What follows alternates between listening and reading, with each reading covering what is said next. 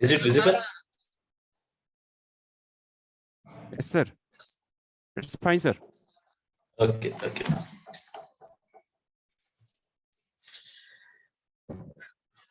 So let's start again. So this is a situation of COVID.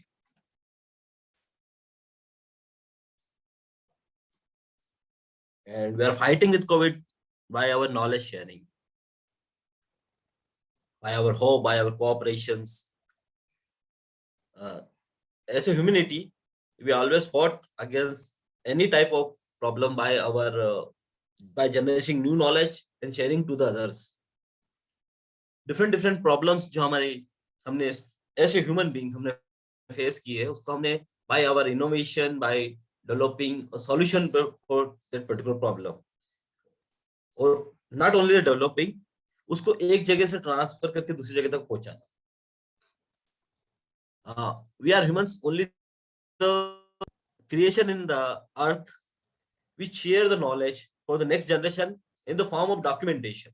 कुछ creatures होते हैं जो नॉलेज को शेयर करते हैं बाय जीन्स, पर हम हमारे नॉलेज को शेयर करते हैं एक जनरेशन से दूसरी जनरेशन के पास, उसको डॉक्यूमेंट करके, उसको पेटेंट के फॉर्म में, या फिर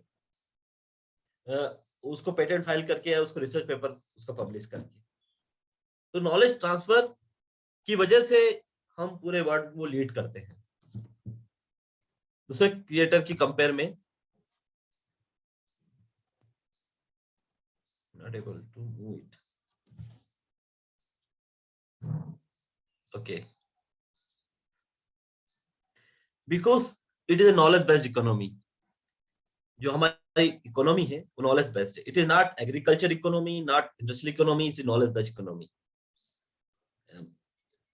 इन एग्रीकल्चर इकोनॉमी भी जो मेन पावर था वो लैंड, लेबर या नेचुरल रिसोर्स पे डिपेंड करता था. In industrial economy it depend on capital, labour और management. But in knowledge based economy the whole economy depend upon the scientific and technology, innovation and entrepreneurship. So this knowledge based economy depend on this sector, either innovation. और अगर economy knowledge based है तो knowledge हम protect करेंगे उसकी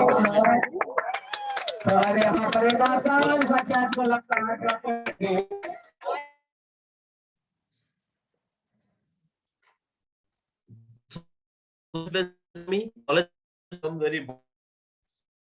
And it is not new. Knowledge management and protection is not new. आप हमारे पुराने इतिहास को भी देखें तो एकलव्य की स्टोरी या ताजमहल के आर्टिसंस के साथ जो हुआ, या फिर वैद्य रकीम जो नॉलेज ट्रांसफर करते थे अपने शिष्यों को, तो उसका प्रोटेक्शन करते थे. तो कोई भी नॉलेज का प्रोटेक्शन जरूरी है, उसका मैनेजमेंट जरूरी है. और किसी भी कंपनी या किसी भी ऑर्गेनाइजेशन के पास तरह के एसेट्स होते हैं, आइदर टेंजिबल और assets, and we can building, machinery, infrastructure is the tangible assets. Intangible assets are goodwill or intellectual property.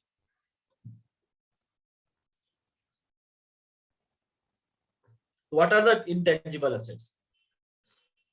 Intangible assets are assets which are not usable, जिसको आप टच नहीं कर सकते. It may be any your know-how, it may be your patent, it may be your any trade secret, it may be your copyright, it may be your goodwill, it may be your any trade, your knowledge. These are all the your intangible assets. And if you see this type of intellectual property are also intangible assets. And you can see, if you see the top MNC in the world, so you will find that intangible assets are more than the tangible assets of any MNCs or large entities.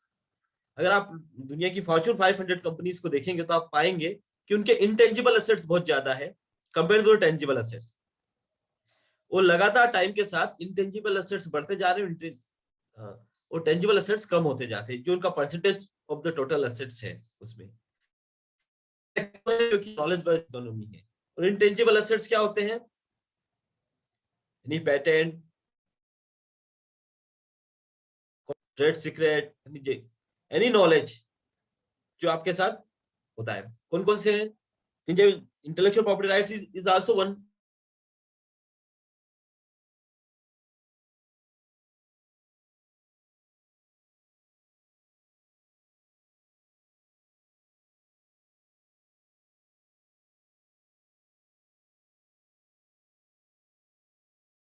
से आपकी कोई business methods है या कोई formula है या composition है, it is also your intangible assets. So I think you all aware about this all type of intellectual property rights. पर मैं 1-2 मिनट इसमें दूंगा. पेटेंट मींस आपने कोई नया प्रोडक्ट या प्रोसेस डेवलप किया है, it is your intangible assets. आप उसका पेटेंट फाइल कर सकते हैं. अगर आपने कोई लिटरेरी, आर्टिस्टिक, म्यूजिकल वर्क या फिर आपने कोई प्रोग्रामिंग की है तो उसका आप कॉपीराइट प्रोटेक्शन कर सकते हैं. It is also your intangible assets. अगर आपने कोई एक्सटर्नल अपीयरेंस चेंज किया है तो you can file a design patent, design applications. अगर आप उसको सीक्रेट रखना चाहते हैं अपने कोई फॉर्मूला फॉर्मुलेशन को, आप सोचते हैं कि इसका रिवर्स इंजीनियरिंग पॉसिबल नहीं है, तो आप उसका ट्रेड सीक्रेट के थ्रू उसका प्रोटेक्शन कर सकते हैं. अगर आपने न्यू साइन और सिंबल बनाया है जो आपके बिजनेस या सर्विस को रिप्रेजेंट करता है, then you can protect as a trade mark act. अगर आपने न्यू वैरायटी डेवलप की है किसी प्लांट की, then you can protect in a formal plant variety protection formal act. अगर आप देखो, geographical indications is also intellectual property जो किसी ग्रुप ऑफ द पीपल को प्रोवाइड करती. मान लीजिए आपकी बासमती राइस हुआ या आपकी बनारसी साड़ी हुई, this are the geographical indication. This are the in type of intellectual property and this are the intangible assets of any company और ऑर्गेनाइजेशन.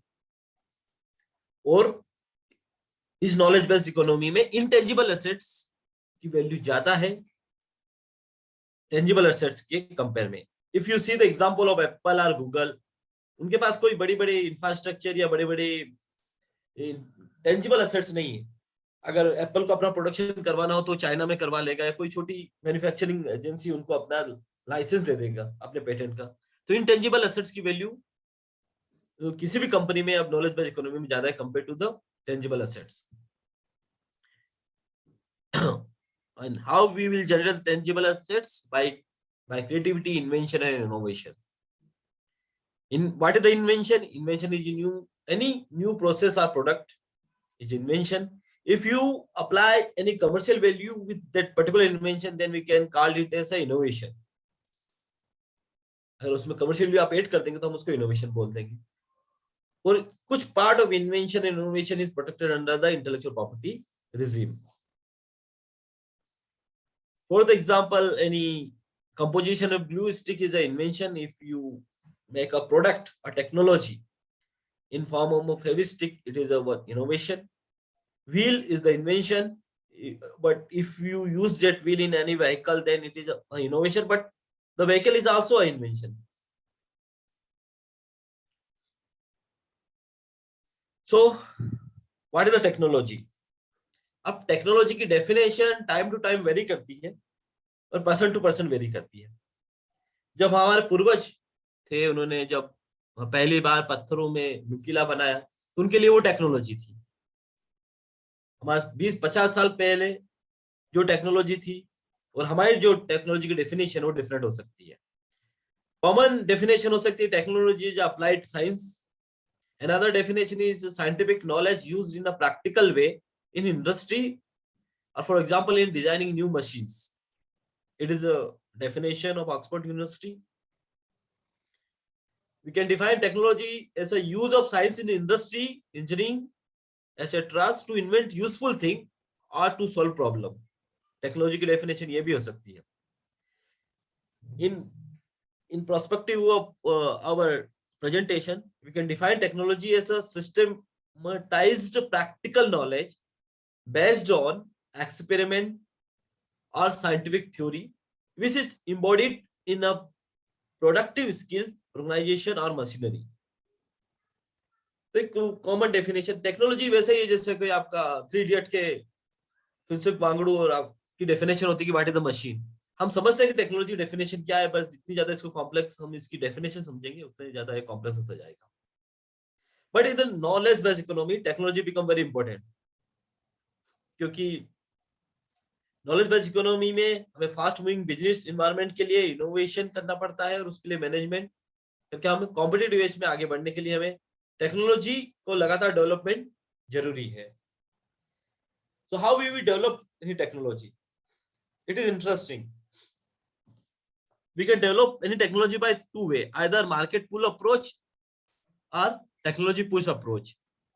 कोई भी टेक्नोलॉजी डेवलप होती है, छोटी से लेके बड़ी तक टेक्नोलॉजी, वो दो तरीके से डेवलप हो सकती है, आइदर मार्केट पुल और टेक्नोलॉजी पुश.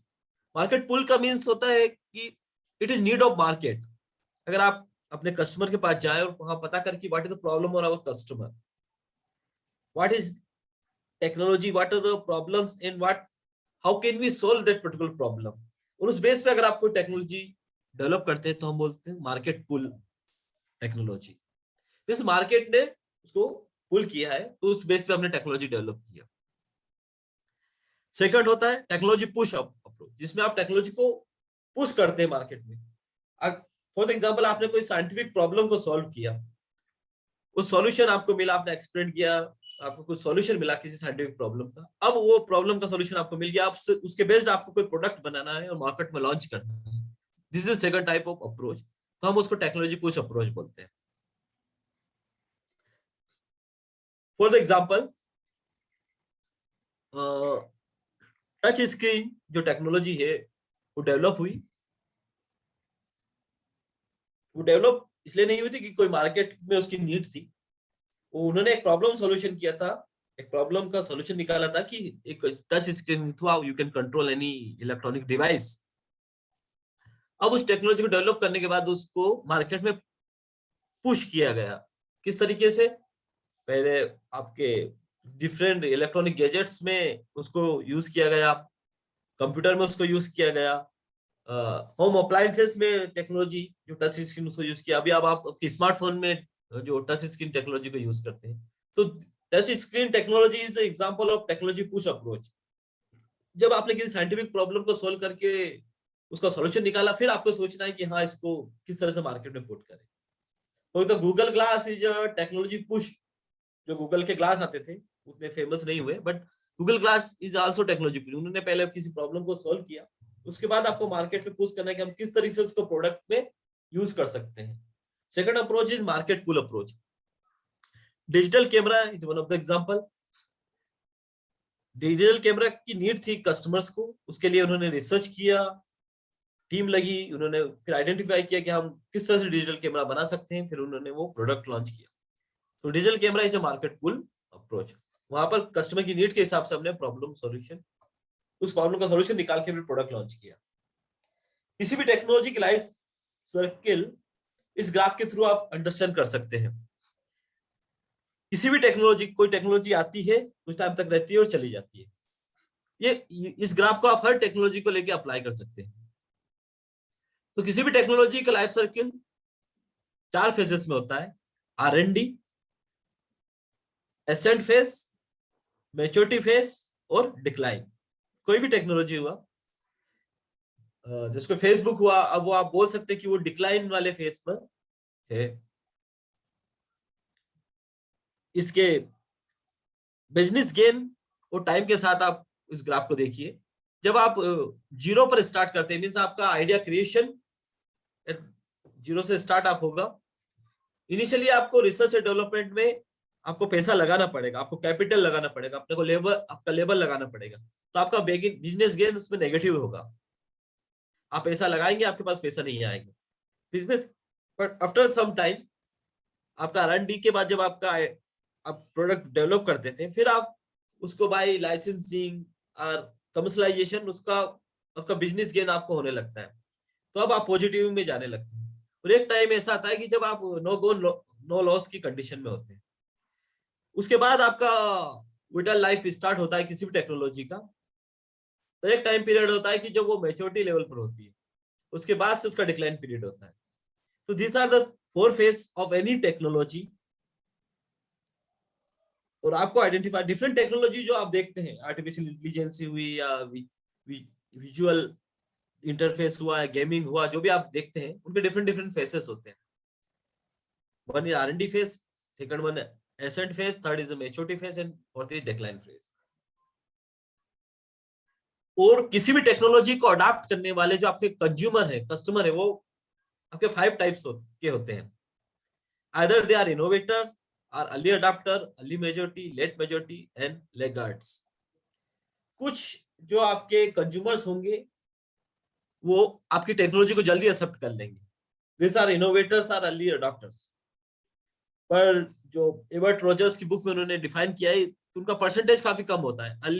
जो इनोवेटर्स रहते हैं वो अराउंड 2.5% होते हैं.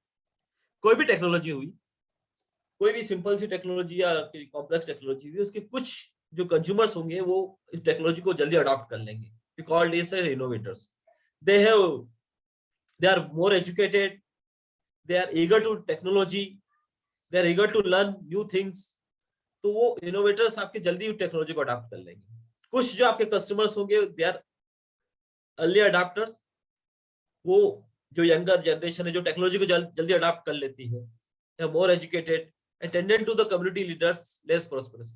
जो कम्युनिटी को लीड करते हैं, आपको आपके फ्रेंड सर्कल में आपने देखा हुआ कुछ लोग जल्दी नई टेक्नोलॉजी को अडॉप्ट कर ले. जो मोबाइल फोन या स्मार्टफोन जो नई टेक्नोलॉजी को लेके आ रहा है वो उसकी लॉन्च से पहले उसको बुक कर देते हैं. They are early adopters. Then earlier majority, जो earlier majority, late majority और legend, they are your targeted group, जो इनका टोटल परसेंटेज काफी ज्यादा होता है. तो ये आपके जो फाइनल जो कंज्यूमर्स होंगे जो आपकी टेक्नोलॉजी को लास्ट मार्केट तक जो आपको बिजनेस गेन प्रोवाइड करेंगे, ये तीनों होते हैं. अब कुछ आपके ग्रुप में ऐसे होते हैं जो टेक्नोलॉजी काफी लेट अडॉप्ट करते हैं. अभी आपने कुछ देखा होगा कुछ लोग अभी भी यूपीआई को अडॉप्ट नहीं कर रहे हैं, या जो आपके दादाजी हुए या जो ओल्ड एज के लोग हुए वो टेक्नोलॉजी को काफी लेट अडॉप्ट करते हैं. वो अराउंड 16% होते हैं किसी भी ग्रुप में. तो ये सारे आप, this is the type of your consumers जो किसी भी टेक्नोलॉजी को अडॉप्ट करते हैं. तो इसका ग्राफ भी इसी तरीके से होता है. जो आप इसमें आप एरिया आप निकालेंगे तो that is the number of consumers. सबसे बड़ी प्रॉब्लम किसी भी टेक्नोलॉजी को अडॉप्शन में आती है जब हम अर्ली अडॉप्टर से अर्लियर मेजॉरिटी की तरफ जंप करते हैं. कुछ कंज्यूमर्स आपके earlier innovator and earlier adopters तो आपको किसी भी टेक्नोलॉजी को लॉन्च करने में आपको मिल जाएंगे. पर अर्लियर अडॉप्टर से अर्लियर मेजॉरिटी की तरफ जंप करने के लिए हमें द चाज्म को ब्रेक करना. What is the chasm? कि आपके कुछ, जैसे आपने टेक्नोलॉजी लॉन्च की, आपके जो इनोवेटर्स हैं वो आपको उसको खरीद लेंगे, अर्लियर अडॉप्टर उसको खरीद लेंगे, पर अर्लियर मेजॉरिटी और लेट मेजॉरिटी तक आपको पहुंचने में बड़ी दिक्कत आती है. You see a number of example. जैसे कोई आपका आयुर्वेदिक प्रोडक्ट्स में, क्या आप, अगर मैं आपसे पूछूं कि आयुर्वेदिक प्रोडक्ट कौन सी कंपनी बनाती है या सबसे बड़ी कंपनी कौन सी है, तो आपके माइंड में क्या आएगा? आपके माइंड में आएगा पतंजलि. क्या उससे पहले आयुर्वेदिक प्रोडक्ट नहीं बनाती थी? डाबर नहीं था, बैजनाथ नहीं था क्या? पर वो द काज्म को जंप नहीं कर पाएगा. It is not first to market but the first to cross the chasm who wins. इस बीच वाले फेज को जो जंप कर जाता है वही पूरे मार्केट में उस टेक्नोलॉजी को पहुंचा सकता है. And because innovator plus earlier adopter are just earlier market, but mainstream market is what? Earlier majority, late majority and laggards. So how you will cross the chasm? Create the whole products.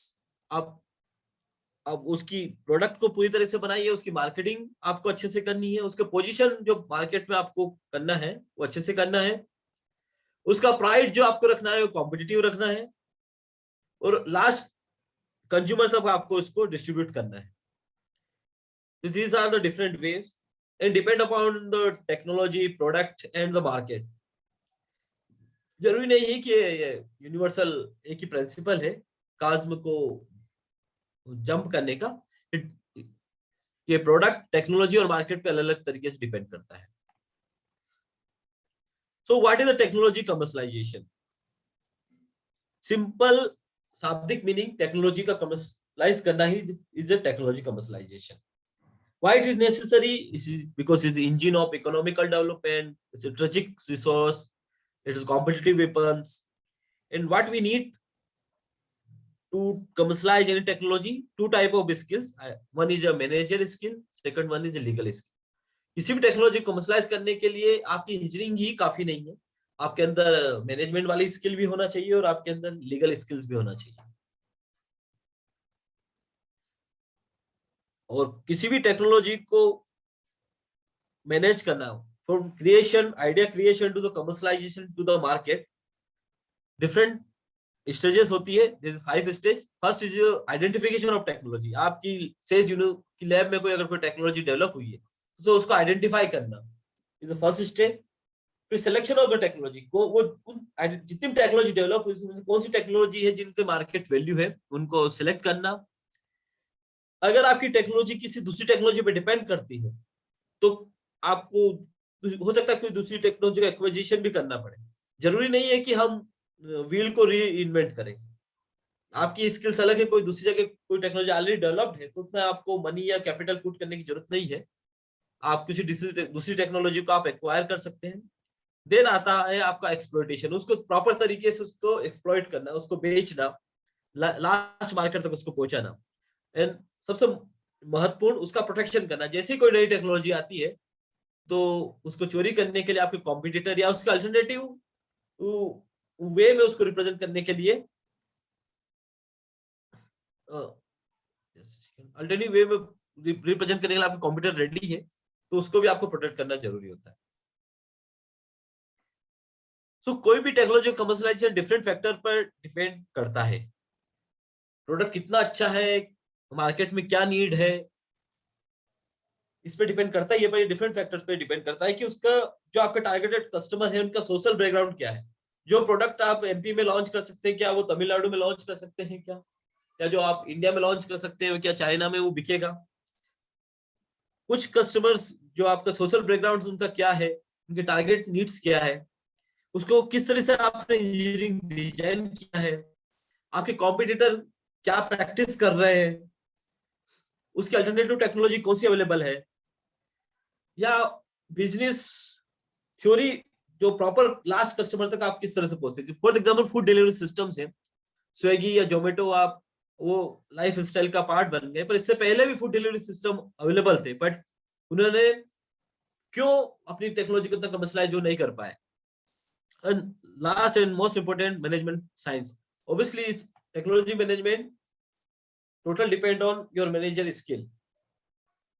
So technology commercialization depend on different factor and on different stages. पहला होता है आपके technology scouting. Technology scouting means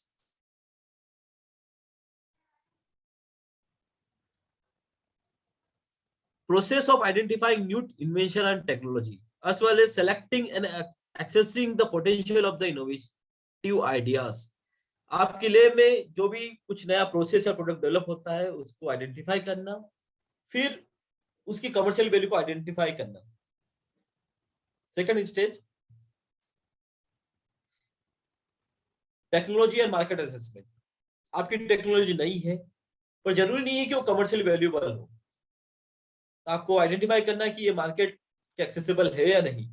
जब उस हम final product हम बनाएंगे तो वो प्रोडक्ट कस्टमर को उस कॉस्ट में और टारगेटेड कस्टमर को उसकी नीड है या नहीं। और अगर आप ऐसे इनोवेटर अगर आपसे एक्सपेक्ट किया जाए कि आप ये सब कर पाएंगे तो it is not possible. Mostly organisation में कोई डिपार्टमेंट होता है जो आइडेंटिफाई करता है मार्केट असेसमेंट को, जिसको आपके यहाँ पे जो आईआईसी है हो सकता है वो इसको देखता हो। जब आप उसके मार्केट की वैल्यू आप समझ जाते हैं, this is the identify commercial opportunity. किस तरह से आप आइडेंटिफाई करेंगे कि वो किस फील्ड में उसका यूज होगा, वो टेक्नोलॉजी के राइट्स आपके पास है या कोई दूसरे कॉम्पिटिटर के पास भी उसके राइट्स है। आपकी टेक्नोलॉजी कितनी ब्रॉड है, कितने जो एग्जिस्टिंग प्रोडक्ट्स है, अगर आप कोई इंप्रूवमेंट अगर आप फाइल कर रहे हैं तो कितनी टेक्नोलॉजी को आप ब्लॉक कर पा रहे हैं। मान लीजिए आपने कुछ स्मार्टफोन में कुछ ऐसा चेंजेस किया जिससे सैमसंग उस एडवांस टेक्नोलॉजी को लॉन्च नहीं कर पा रहा है, तो आपका ब्रॉड कितना आपका जो इन्वेंशन है वो। What are the commercial application, कहाँ पर एप्लीकेबल है, कौन कौन से उसके टारगेट कस्टमर्स हैं, क्या उसके एडवांटेज है, क्या डिसएडवांटेज है, कौन सी टेरिटोरियल में आपका प्रोडक्ट लॉन्च होगा, कौन उसकी क्या लिमिटेशन है, पर्टिकुलर टेरिटोरियल लिमिटेशंस भी आपको आइडेंटिफाई करना होता है। फॉर एग्जांपल कुछ जुरिडिक्शन में कुछ लीगल कंप्लायंस होते हैं जो आपको फुलफिल करने होते हैं। वन मार्केट और मल्टीपल मार्केट्स, आप कौन कौन से मार्केट में आपको लॉन्च करना है, आपने जो प्रोडक्ट बनाया है उसमें सिंगल टेक्नोलॉजी या मल्टीपल टेक्नोलॉजी। कई बार होता है कि एक प्रोडक्ट में बहुत सारी टेक्नोलॉजीज होती है जिसको आप डिफरेंट डिफरेंट तरीके से लॉन्च कर सकते हैं, डिफरेंट डिफरेंट यूज कर सकते हैं। तो ये आपको आइडेंटिफाई करना है। आइडेंटिफाई करने के बाद आपको उसको प्रोटेक्शन करना है कि कोई उसको उसकी कॉपी ना बना ले। तो हम यहाँ पे आता है इंटेलेक्चुअल प्रॉपर्टी प्रोटेक्शन। आप उसका पेटेंट फाइल कीजिए, डिजाइन उसका फाइल कीजिए, उसका कॉपीराइट रजिस्ट्रेशन कीजिए, या कुछ ट्रेड सीक्रेट रखना है तो उसका आप ट्रेड सीक्रेट रखिए। फिर आपको आपने टेक्नोलॉजी को आइडेंटिफाई कर लिया, उसको उसकी मार्केट वैल्यू आइडेंटिफाई कर ली, उसका प्रोटेक्शन कर लिया। उसके बाद आपको टारगेटेड कंपनीज के पास जाना है कि जहां से उस आपके टेक्नोलॉजी को वो सेल कर सके। क्योंकि ऐसा एकेडमिक ऐसा रिसर्चर आपसे एक्सपेक्ट नहीं किया जा सकता कि आप उसका होलसेल या उसके मार्केट को भी जान पाए। तो क्या कर सकते हैं आप, you can contact a potential buyers. किस तरह से आप उनको ईमेल सेंड कर सकते हैं, या फिर जो पोटेंशियल जो टेक्नोलॉजी उस पर्टिकुलर डोमेन में जो बिजनेस ऑपरेट करते हैं वो आपको कांटेक्ट कर सकते हैं, क्योंकि आपने अगर पेटेंट फाइल किया है तो पेटेंट उनकी टेक्नोलॉजी डोमेन में भी रिफ्लेक्ट होगा। वो प्रमोशन इवेंट्स के थ्रू अपनी टेक्नोलॉजी का प्रमोशन कर सकते हैं। These are the different way for IP promotions. जब आपके पास पर्टिकुलर कंपनी से कांटेक्ट हो जाता है, फिर आपको नेगोशिएशन वाला फेज आता है। आपको नेगोशिएट करना है कि आपकी वैल्यू क्या है आपकी टेक्नोलॉजी की। वैल्यूएशन पर हम आएंगे आगे। Negotiation is one of the important parts. Negotiation आप दो तरीके से आपको करना है कि आपका गोल क्या है टेक्नोलॉजी ट्रांसफर का, कितना मैक्सिमम रेवेन्यू आपकी टेक्नोलॉजी आपको देगी, वो दूसरे रिसर्च एक्टिविटी में क्या इम्पैक्ट करेगी, और फ्यूचर में आपका कंट्रोल उस टेक्नोलॉजी पर कितना रहेगा। कई बार मैंने देखा है अपने एक्सपीरियंस में कि जो इनोवेटर्स रहते हैं वो अपने पेटेंट को पूरा असाइन कर देते हैं। कई बार उनकी खुद की टेक्नोलॉजी पर भी उनका राइट्स नहीं होते हैं। तो आपको ये ध्यान रखना है। दूसरा ध्यान रखना है कि आप कॉन्फिडेंशियलिटी मेंटेन रखें by non disclosure agreement within the team, within the organisation and within the partners. Then sixth stage आती है टेक्नोलॉजी कमर्शलाइजेशन की।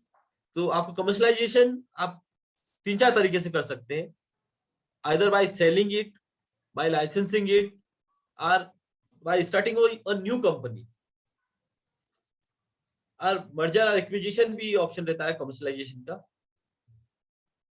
तो सेलिंग क्या होता है कि आपने जो अपनी टेक्नोलॉजी उसको पूरा का पूरा असाइन कर दिया किसी दूसरी कंपनी को, पूरा सेल कर दिया, वही उसका प्रोडक्शन करेगी, वो इसका मार्केटिंग करेगी, वो इसको देख रेख करेगी। दूसरा होता है कि लाइसेंसिंग, आप एक्सक्लूसिव और नॉन एक्सक्लूसिव लाइसेंस दे सकते हैं अपनी टेक्नोलॉजी का। एक्सक्लूसिव नॉन एक्सक्लूसिव आपको पता है, एक्सक्लूसिव मतलब कि आपने एक ही कंपनी को लाइसेंस दिया है, नॉन एक्सक्लूसिव मतलब आपने डिफरेंट कंपनीज को बाय जियोग्राफिकल लोकेशन और for practice of the business के आधार पर आपने डिफरेंट डिफरेंट लाइसेंस दिए हैं। या फिर आप अपने खुद का, आपको लगता है कि जो आपने टेक्नोलॉजी डेवलप की है उससे रिलेटेड कोई कंपनी है ही नहीं, आपको प्रॉपर बुयर आपको नहीं मिल रहा है, तो आप अपना एक स्टार्टअप स्टार्ट कर सकते हैं based on the same technology. Funding के लिए आप बिजनेस एंजल्स या वेंचर कैपिटल फंड्स या जो भी तरीके होते हैं आपके उस पर जा सकते हैं। मैंने आपको वैल्यूएशन के बारे में बताया। तो आप कोई भी टेक्नोलॉजी जब डेवलप होती है तो आप उसको किस तरह से वैल्यू करेंगे। तो there are two way to value any technology, either quantitative valuation or qualitative valuation. Quantitative valuation by cost, income और market approach. क्वालिटेटिव वैल्यूएशन में आप उसकी क्वालिटी आइडेंटिफाई करते हैं कि वो टेक्नोलॉजी कितनी क्वालिटी वाइज वैल्यूएबल है। क्वालिटेटिव इवैल्यूएशन थ्री टाइप्स के होते हैं, either cost based approach, market based approach और इनकम बेस्ड अप्रोच। अगर मैं आपसे पूछूं कि आपकी जो प्रॉपर्टी है उसकी वैल्यूएशन करना है, आपका घर है वो कितना, उसका कितना मार्केट में वैल्यू है, तो आप क्या बोलेंगे, किस तरह से आप आइडेंटिफाई करेंगे कि उसकी वैल्यू कितनी है। ऑब्वियसली आप तीन तरीके से आइडेंटिफाई करेंगे। आप ये देखेंगे कि उस वैल्यू को खरीदने में आप ने कितना पैसा लगा था, that is cost based approach. उसकी टोटल कॉस्ट कितनी लगी थी उस प्रॉपर्टी खरीदने में, घर बनाने में, टोटल आपकी कॉस्ट कितनी। तो एक तरीका ये होता है कि हम कॉस्ट बेस्ड अप्रोच लगाएं। दूसरा है मार्केट बेस्ड अप्रोच। आप आइडेंटिफाई करेंगे उस एरिया में जो प्रॉपर्टी उनकी रेट कितना है, मार्केट में उस पर्टिकुलर स्क्वायर फीट पे कितनी वैल्यू में बिक रहा है उस पर्टिकुलर जियोग्राफिकल लोकेशन पे। तो दूसरा तरीका रहता है कि आप मार्केट बेस्ड अप्रोच अपनाएं। तीसरा रहता है इनकम बेस्ड अप्रोच। आप आइडेंटिफाई करें कि उस प्रॉपर्टी से फ्यूचर में कितनी इनकम आ सकती है। तो तीसरा तरीका ये है कि आप इनकम बेस्ड अप्रोच अपना सकते हैं। तो these are 3 type of way to identify the value of your technology in quantitative valuation. अब कॉस्ट बेस्ड अप्रोच में आप आइडेंटिफाई करेंगे बाय 2 वे, आइदर रिप्रोडक्शन और रिप्लेसमेंट। कोई भी टेक्नोलॉजी को आपने बनाया, लॉन्च करना चाहते हैं, आप आइडेंटिफाई करेंगे उसको सेम टेक्नोलॉजी रिप्रोडक्शन करने में कितने कॉस्ट आती है या उसको रिप्लेस करने में कितनी कॉस्ट है, तो वही उस पर्टिकुलर टेक्नोलॉजी की वैल्यू होगी। सेकंड है मार्केट बेस्ड अप्रोच और थर्ड है इनकम बेस्ड अप्रोच। सो क्वालिटेटिव वैल्यूएशन में हम क्वालिटी आइडेंटिफाई करेंगे कि उसका R&D स्ट्रेंथ कितनी है पर्टिकुलर टेक्नोलॉजी की, ट्रेंडिंग टेक्नोलॉजी क्या है पर्टिकुलर पैरेलल जो दूसरी टेक्नोलॉजी है, कौन सी टेक्नोलॉजी ट्रेंड कर रही है, उसकी सस्टेनेबिलिटी कितनी है, टोटल साइज ऑफ एक्टिविटी, उसका टोटल, उसका फैमिली कितना है, डिफरेंट डिफरेंट कंट्रीज में उसका जो प्रोटेक्शन है वो कितना है, उनकी डिमांड कितनी है, जो आपने पेटेंट जो पर्टिकुलर टेक्नोलॉजी डेवलप की है, जो प्रोसेस या प्रोडक्ट डेवलप किया है वो कितना ब्रॉड है, और उसका मैच्योरिटी लेवल कितना है। जैसे अभी अभी हमने टेक्नोलॉजी मैच्योरिटी लेवल हमने आइडेंटिफाई किया, अगर वो टेक्नोलॉजी मैच्योरिटी लेवल पर आ जाती है, अब मैं आपसे बोलूं कि आप एलईडी टीवी में पर आप पैसा लगाइए, तो आप लगाएंगे क्या, क्योंकि उसका रिप्लेसमेंट आ चुका है, कोई दूसरी एलसीडी टीवी आ गई है। तो ये सब चीजें आपको ध्यान रखना है कि टेक्नोलॉजी की मैच्योरिटी लेवल भी कितना है और उसके अल्टरनेटिव टेक्नोलॉजी कितनी भी अवेलेबल, तो इससे आप उसकी क्वालिटेटिव वैल्यूएशन कर सकते हैं। सो एकेडमी से टेक्नोलॉजी इंडस्ट्री में ट्रांसफर करने के लिए सबसे बड़ी दिक्कत आती है डेट वैल्यू को क्रॉस करना।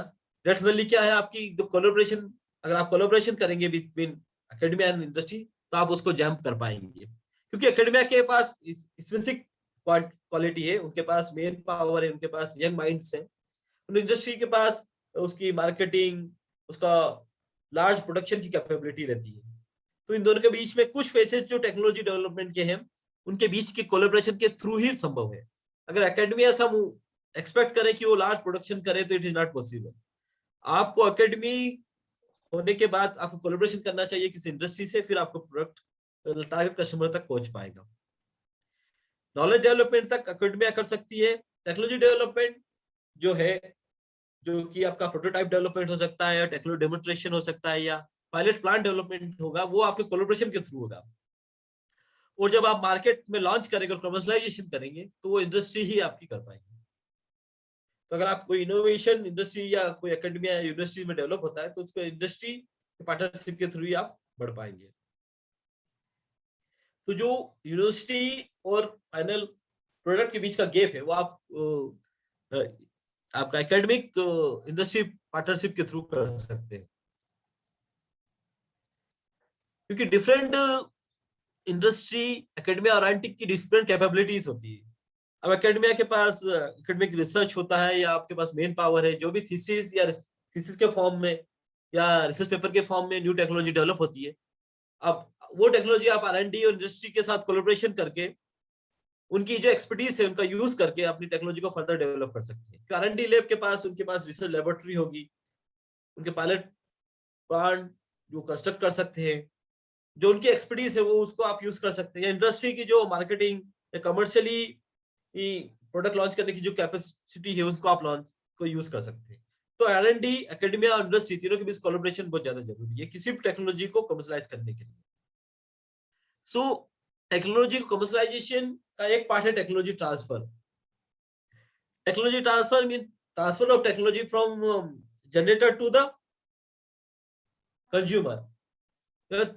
या टेक्नोलॉजी का ट्रांसफर की दूसरी डेफिनेशन होती है कि किसी भी एक R&D लैब से दूसरे R&D लैब तक, या तीसरी डेफिनेशन हो सकती है कि टेक्नोलॉजी का transfer from one country to another country. So what is the technology transfer? Is a process by which new invention and other innovation created in those institutes lab are turned into the product or commercialization. It is one definition of technology transfer. दूसरी technology transfer की definition हो सकती है कि किसी भी R&D lab से किसी R&D लैब में ट्रांसफर हो सकती है, किसी भी एकेडमिया से इंडस्ट्री में ट्रांसफर हो सकती है, इंडस्ट्री से एकेडमिया में ट्रांसफर हो सकती है, या वन कंट्री से दूसरी कंट्री में ट्रांसफर हो सकती है. तो ये दिस इज टेक्नोलॉजी ट्रांसफर. तो what is the way to technology transfer? First, protect your invention. जब भी आपकी टेक्नोलॉजी डेवलप हुई उसको आपको प्रोटेक्ट करना है, उसके कॉमर्शियली पोटेंशियल को आइडेंटिफाई करना है, उसको लाइसेंस करना है. आपके जो एम्प्लॉय है, रिसर्चर है, स्टूडेंट है, उनको एजुकेट करना है कि जो भी टेक्नोलॉजी ट्रांसफर हो रही है उसको हमें किस तरह से डेवलप करना है. Either we use the market pull approach और टेक्नोलॉजी पुश अप्रोच. अगर कोई एग्जिस्टिंग कंपनीज अवेलेबल नहीं है तो हमें उसका स्टार्टअप स्टार्ट करना है, कुछ डिफरेंट कंपनीज के साथ उसको नेगोशिएशन करना है, उसके साथ पार्टनरशिप स्टैब्लिश करना है.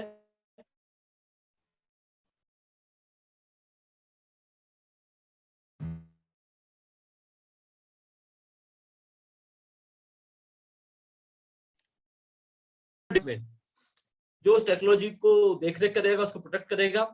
देन इवैल्यूएशन, आप उस टेक्नोलॉजी को इवैल्यूएट करेंगे कि मार्केट के लिए वो जरूरी है, कितनी अप्रोचेबल है.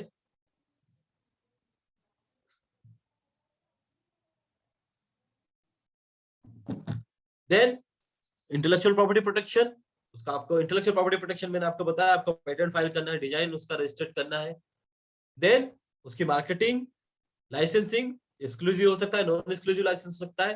देन प्रोडक्ट डेवलपमेंट, उसका फिर जो इंडस्ट्री वो का प्रोडक्ट डेवलपमेंट करेगी, और फिर public use for the financial returns.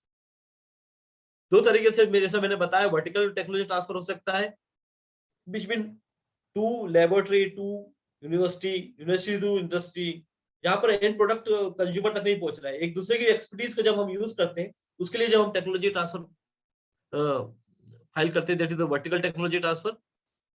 Second one is the horizontal technology transfer, जब आप टेक्नोलॉजी को एंड कंज्यूमर तक पहुंचाते हैं. तो क्यों कौन कौन से तरीके हैं टेक्नोलॉजी ट्रांसफर के? Either by licensing, exclusive licence, Balram sir? Yes. Sorry to interrupt you. We are running out of time. We have another Okay. session. We have 10 minutes. Okay. Can Okay, you please, okay. Yes, sir. Okay.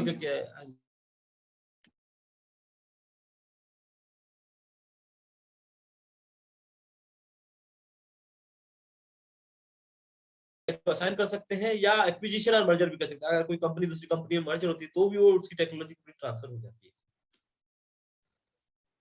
So this is the end of my presentation with the statement of Henry Ford. If I had asked the people what they wanted, they would have said faster horses. तो Henry Ford थे जिन्होंने vehicles और जो आपकी गाड़ियां बनाई, उनका ये स्टेटमेंट था. तो जब भी आप इनोवेशन टेक्नोलॉजी के बारे में सोचे तो जरूरी नहीं है कि आप मार्केट पुल या market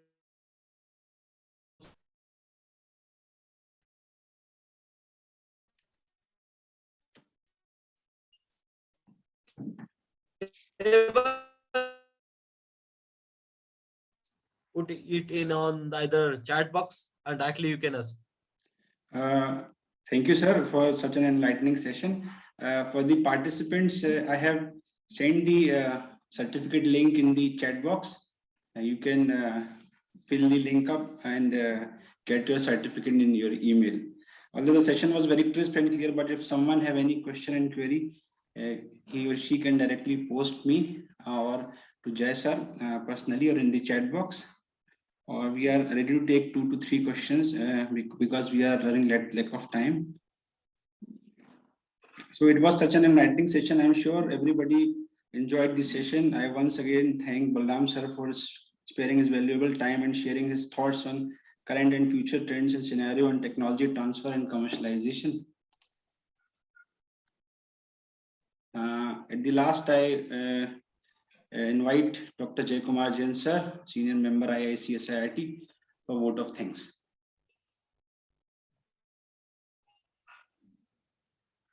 Balram sir, can you please disable your share screen? Okay.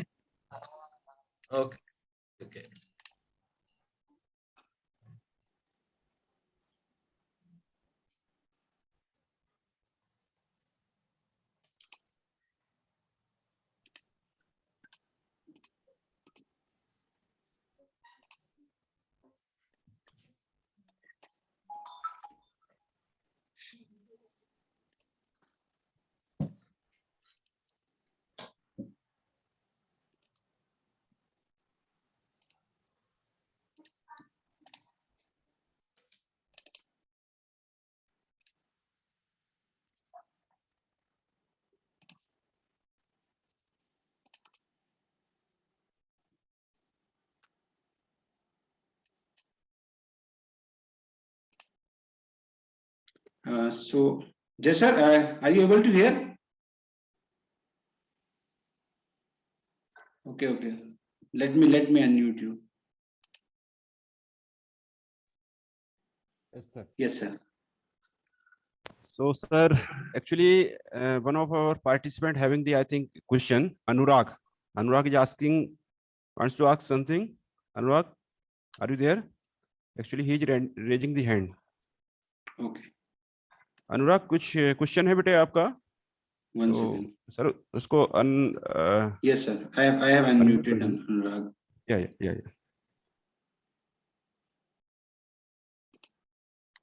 Anurag, you can unmute yourself.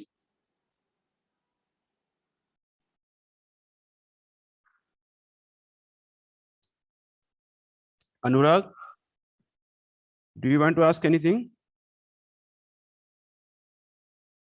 So his connection is lost, I think. Meanwhile, I can share the certificate for Balram sir Yes, as sir. a token of gratitude and respect. Yes. One more participants raising the hand. Sir, Sakshi Pawar. Are you able to see the screen? No, sir. Actually, I am seeing the Balram sir screen. Balram sir, please, can you turn off your screen share?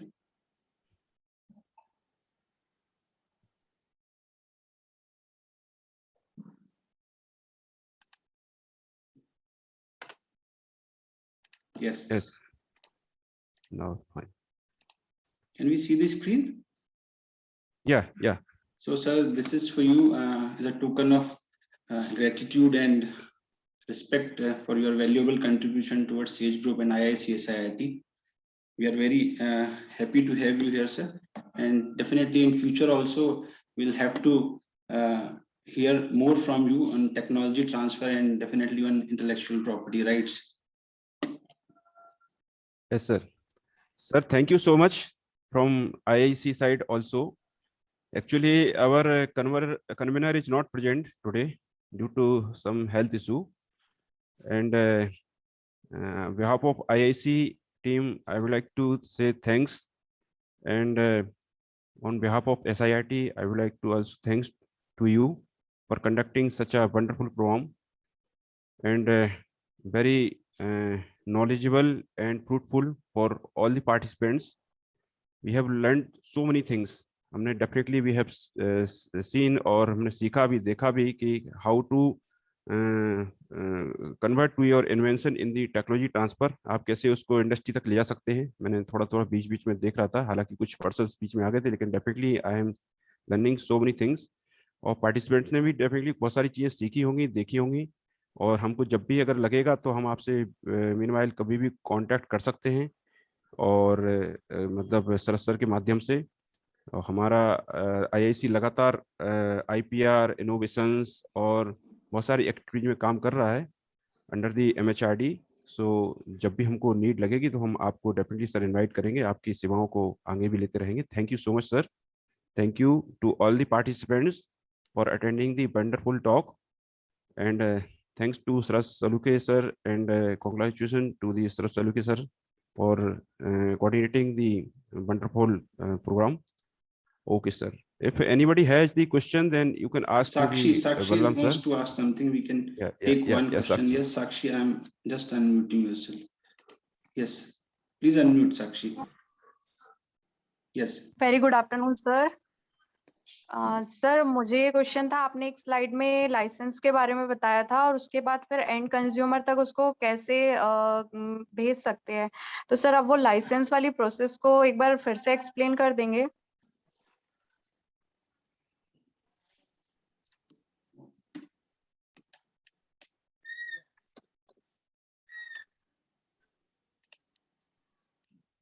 Yes, please unmute. तो licensing का मतलब होता है कि हमें technology को particular time के लिए या पर्टिकुलर जियोग्राफिकल लोकेशन के लिए यूज करने के लिए देते हैं. अब किसी एक प्रोडक्ट में हो सकता है बहुत सारी टेक्नोलॉजीज होती. अब उस टेक्नोलॉजीज में आपने एक पर्टिकुलर कंपनी को पर्टिकुलर जियोग्राफिक लोकेशन के लिए दे दिया और पर्टिकुलर टाइम पीरियड के लिए कि आपको 3 साल के लिए हमारी टेक्नोलॉजी को यूज करना है. फॉर एग्जांपल आपने जो स्मार्टफोन होते हैं इनमें आपस में सैमसंग, एप्पल, उनके बीच में म्यूचुअल लाइसेंसिंग एग्रीमेंट्स होते हैं। कई बार टेक्नोलॉजी आपस में कॉन्फ्लिक्ट करती है, तो म्यूचुअल एग्रीमेंट के थ्रू अपनी टेक्नोलॉजी को लाइसेंस देते हैं कि जो टच स्क्रीन टेक्नोलॉजी जो पहले डेवलप की थी जिन्होंने IBM, उन्होंने अलग अलग कंपनीज को लाइसेंस दे दिया कि आप इसमें स्मार्टफोन में यूज कर सकते हैं, आप कंप्यूटर में यूज कर सकते हैं for the limited time of period, और जिसके उसमें पर्टिकुलर रॉयल्टी उनको देना है, या ये एक्सक्लूसिव नॉन एक्सक्लूसिव हो सकती है, या तो फिर आपने एक ही कंपनी को पूरी टेक्नोलॉजी दे दी, या फिर नॉन एक्सक्लूसिव तरीके से हो सकता है कि आपने पर्टिकुलर टेक्नोलॉजी को एक पार्ट दिया, या आपने इंडिया में लॉन्च कर रहे तो आपने, जैसे फॉर द एग्जांपल वैक्सीन का एग्जांपल आप लीजिए, वैक्सीन की का जो ऑक्सफोर्ड यूनिवर्सिटी ने उसको इन्वेंट किया, उसके बाद एस्ट्रोजेनिका के साथ मिलकर ऑक्सफोर्ड यूनिवर्सिटी ने इन्वेंट किया। अब उन्होंने इंडिया में उनको लॉन्च करना था, तो उन्होंने सीरम इंस्टीट्यूट को लाइसेंस किया, सीरम इंस्टीट्यूट उसको प्रोड्यूस कर रहा है फॉर द इंडियन टेरिटरी, और जो भी एक्सपोर्ट कर रहा है दूसरी कंट्रीज में जो दूसरे मैन्युफैक्चरर्स है उसको उन्होंने लाइसेंस दे रखा है। तो आपकी पर्टिकुलर टेक्नोलॉजी को आप डिफरेंट लोकेशन के हिसाब से लाइसेंस करके उसको लास्ट कस्टमर तक आप पहुंचा सकते हैं। इसमें आपकी टेक्नोलॉजी ट्रांसफर नहीं हो रही, आप ओनरशिप आपके पास ही है, बस आपने उसको यूज करने के लिए अभी भी जो पेटेंट है, जो कोविशील्ड का पेटेंट है, वो ऑक्सफोर्ड यूनिवर्सिटी और एस्ट्रोजेनिका जो कंपनी है उनके पास में, बस उन्होंने इसके यहाँ प्रोडक्शन का लाइसेंस उनको दिया है कि आपको प्रोडक्ट करना है, लॉन्च करना है, और आप पर्टिकुलर लॉयल्टी जो उसमें बन रही है उनको मिल जाएगी उस पर। This is called licence. और असाइनमेंट का मतलब है कि आपने पूरी ट्रांसफर ही कर दी, फिर आपके कोई राइट्स उस पर नहीं होते। अगर मैंने कोई टेक्नोलॉजी असाइन कर दी है या सेल कर दी है, अब मैं भी, अगर मुझे भी उस टेक्नोलॉजी को खरीदना है तो मैं भी उसकी रॉयल्टी दूंगा। Yes, sir sir. ये लाइसेंस जो होगा वो गवर्नमेंट से एसोसिएट होगा एवरी टाइम, या फिर किसी भी कंपनी के लिए, या फिर प्राइवेट भी हम लाइसेंस ले सकते हैं? प्राइवेट लाइसेंस का मतलब है एक सिंपल एग्रीमेंट, तो प्राइवेट भी कर सकते हैं, इंडिविजुअल 2% के बीच में लाइसेंस हो सकता है, दो कंपनीज के बीच में लाइसेंस हो सकता है, या किसी यूनिवर्सिटी से इंडस्ट्री के बीच में लाइसेंस हो सकता है, ओके। ये एक इंडिविजुअल इनोवेटर का इंडस्ट्री के लिए लाइसेंस हो सकता है। लाइसेंस एक जस्ट एग्रीमेंट कि मुझे आपको बेचना है, तो हमने एक एग्रीमेंट पे साइन कर दिया कि ये मैं इस जो भी हमारे टर्म्स एंड कंडीशन है उसमें लिख देते हैं, साइन कर देते हैं, दिस इज लाइसेंस। उसके बिहाफ में अपनी टेक्नोलॉजी का जो पेटेंट है आप मुझे असाइन कर देते हैं कि आप अब यूज कर सकते हैं। Thank you sir, thank you so much. Time के लिए मुझे यूज करना है, या इस जियोग्राफिकल एरिया में।